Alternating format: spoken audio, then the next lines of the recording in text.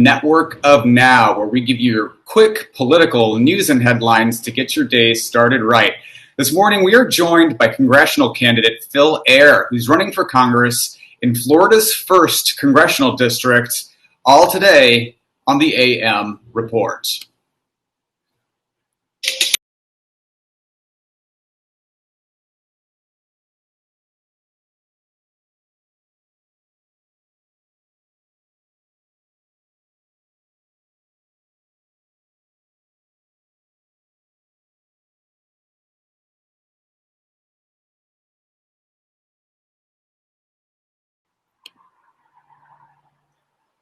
All right, thanks everybody for joining. I'm going to bring up Phil Ayer, candidate for Congress in the 1st Congressional District of Florida, and we're going to all unmute and welcome Phil to the program. Hey, it is so nice to be here. Thank you for inviting me. And gosh, you know, Southern California, LA, I remember being stationed in San Diego, living as a kid in El Segundo. So, hey, you know, I'm feeling like I'm kind of home. Actually, I'm home here in Pensacola, but I'm home almost everywhere in America because we are really one nation yearning to unite on the good stuff in life. I love that. I love that, Commander Ayer. Thank you for that, because we're in such a divided time, and you're running a campaign that's all about sort of unity amidst a time of such division. And I want to kind of tell our audience a little bit about you. You are a retired naval flight officer. You live in Pensacola, Florida. You're a husband. You're a father, and I have a little takeover here. We can push up to people so they can see a little more about you. And you're running this campaign against Republican Congressman Matt Gaetz, who has been a real Trump loyalist and one of Trump's most ardent sort of enablers and supporters. And I'd like to talk a little bit about your campaign, but particularly this advertisement that you released on Twitter this morning that is fairly controversial, but really gets the point across fairly well about some of Matt Gaetz's tactics. And we're going to play it now for people so they can check it out. Okay.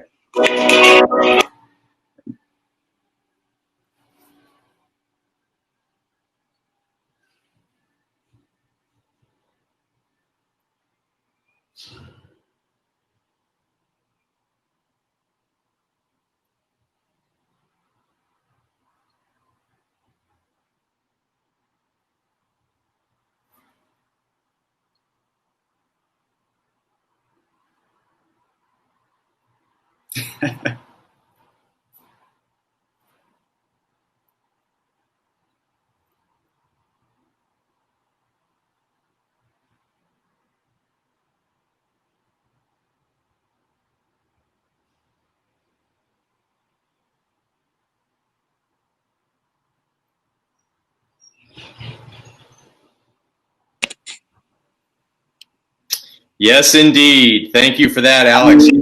We made that because Matt Gaetz is not paying attention, or he is willfully ignoring the threat to our country. We need to get his attention. He's refusing to debate. He's refusing to get up on air on the important things. So here we are with this demonstration of deepfake technology. I mean, it's stunning because people have been trying to raise the alarms about deepfake and the Russian attacks on our election. It happened in 2016 to great success in creating division and sowing discord. And now we know that they are really upping the stakes, and they're really upping their antics to much more sophisticated in 2016. And so this ad is really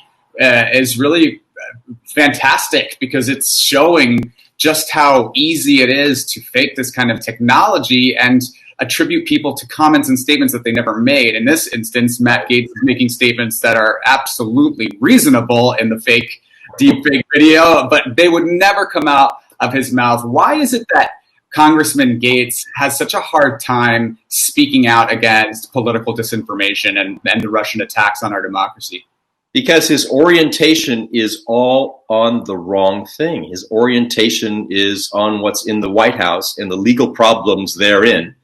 And it's not on what matters to people in everyday lives. Economics, the virus, safety from the virus as we pursue economics, and he has a warped view of what's real and what's fake. He is a purveyor of what's fake.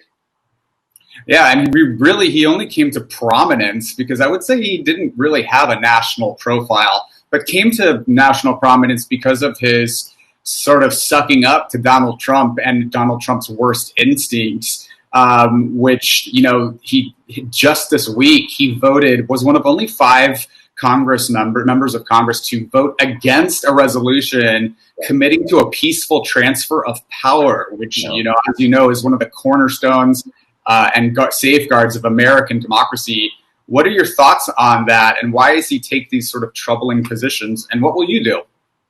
Well, Matt Gaetz is, you can laugh it off, and often we are tempted to laugh off those kind of votes, as we laughed off his sole vote against a bill he was a solo vote in the House of Representatives against a human trafficking bill, of all things. So he's one of 5 no votes on this bill that a similar bill passed in the Senate by unanimous consent to affirm the commitment of Congress to the peaceful transfer of power in the event of a changed presidency. And he's just swallowing hard all of the juice or the pills that Donald Trump is dishing out. And right. It's bad for all of us, and it gnaws on our minds, and we got to fight back. And it's creating fear. It's using fear as a political tactic and spreading lies to create fear. It's like this tweet that he posted earlier, where he tweeted about a fictional caravan of immigrants, which is such a racist and xenophobic, often repeated sort of lie that comes out of Republicans like Matt Gaetz. And, he's not taking things seriously about the Russian misinformation. He's called it a hoax. He was one of Trump's staunchest defenders in the impeachment process, which, as we know from the Mueller report, that there were multiple crimes that were committed by the president. And just recently he tweeted that Antifa needs to be hunted down. It seems like the Republican Party is creating these boogeymen for people to be afraid of rather than run on any record. Is that your sort of estimation as well? Well, yes, but it's also a classic disinformation campaign. I happen to serve a career in the Navy in the field of information warfare. The Navy trained me as an electronic warfare mission commander to identify false targets, to identify false flags, fake targets, false flags, hidden intentions and noise. All of these things work together. And the list of fake things that he's come out of his mouth that you just listed, all of us have to address these issues. But if we try to address them one at a time, we can beat them down on each one, but the cumulative effect is just noise. We've got to see through that noise and find out what's real. So the best way to handle the barrage of lies, distractions, and distortions is to focus on the facts. And so the fact of Russian disinformation is the subject of our video this morning. And we just call it out. So this demonstration shows people some emerging technology that's part of a bigger piece in which Matt Gaetz is a player. He is propagating Russian propaganda. He is starting to believe the things that he's saying. And, what's worse, intentional falsehoods or going all in with it? Well, both are bad, and it's not what we expect from representatives in Congress. Absolutely. And you mentioned the military, and you are a retired naval flight officer. Earlier this year, Donald Trump, there was a news article that Donald Trump referred to fallen war heroes as losers and suckers. We learned earlier this year that Russians have been placing bounties on American soldiers, and Donald Trump has done nothing. And by proximity, the Republican Party has done nothing and said nothing to speak out against it in support of their president, including Matt Gaetz.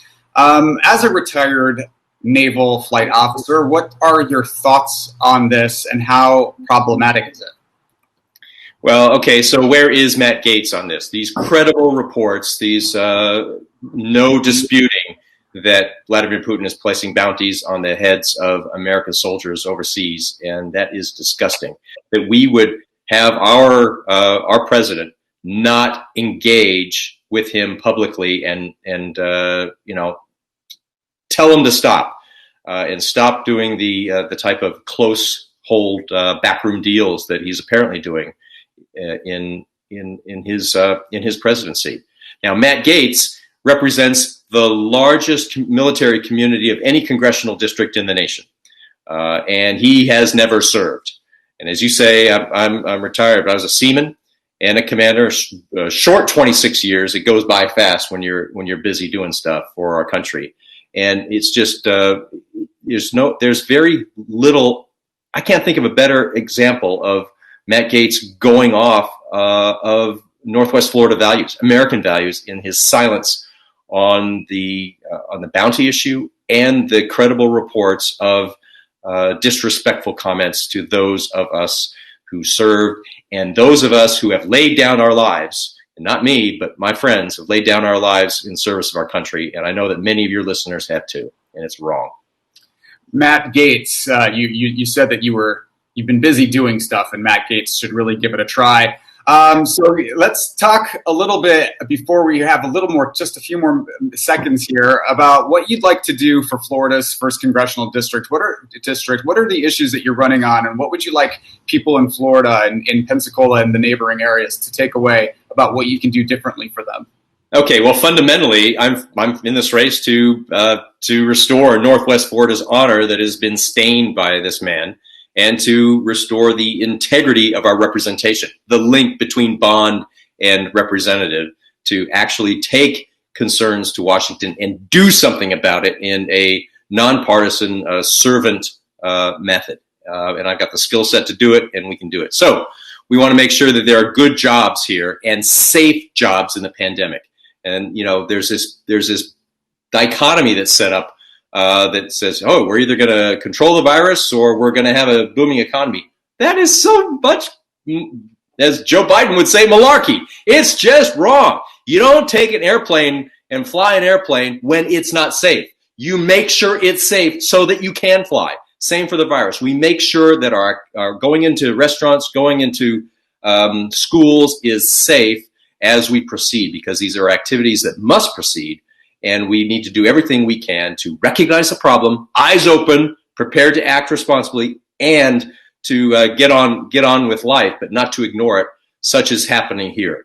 There's a chain of command that I've observed from what's the hot air coming out of the Oval Office into the governor's mansion here in Florida, into Matt Gaetz, and out his behind his gas mask or face mask, whatever one he decides to wear today.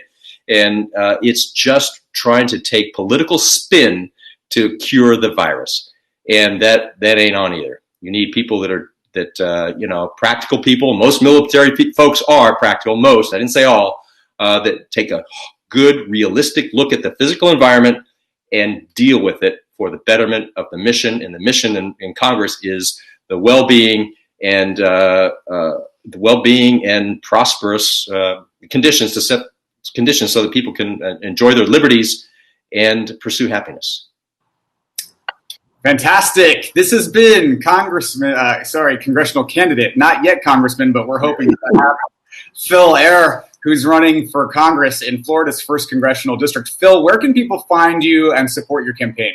Okay, I'd very much appreciate the support from your audience. We have 29 electoral votes here in Florida, and we are working really hard to make sure that we drive up the people who would normally vote for Joe Biden, and to reach out to those folks and give them an off-ramp from their manipulation. They've been subject to manipulation and chaos, and they want out. And so we are presenting that credible alternative. Go to my website, please, EHR, my last name, EHR, air4congress.com, EHR4congress.com. We'd really appreciate financial support. We're up on television with ads, doing the hard work to make sure that the persuasion occurs in this heavy red district. Polling data that we have is great, And we've received wonderful support from California and in district and across Florida. So I'd like that to continue, because we can do some good things for our country here, primarily getting Matt Gaetz out of Congress. And I'll note, Phil and his campaign have a fantastic Twitter handle, Phil at Phil Air, EHR. Make sure to follow them there, because I do. It's a good time. Thank you so much for joining this morning, Phil. It's been nice to see you. Thank you, Alex. And this has been the AM Report with Alex Mahajer for Haps News, the network of Now. We are live every weekday morning at 7:30 a.m. Pacific, 10:30 Eastern, with all of your quick political news and headlines to get your day started right. If you like this journalism, if you like this content, if you like Phil, consider sponsoring this content at haps.tv/@Alex Mahajer, and we will see you all tomorrow morning. Thanks, Phil. Thank you, Alex.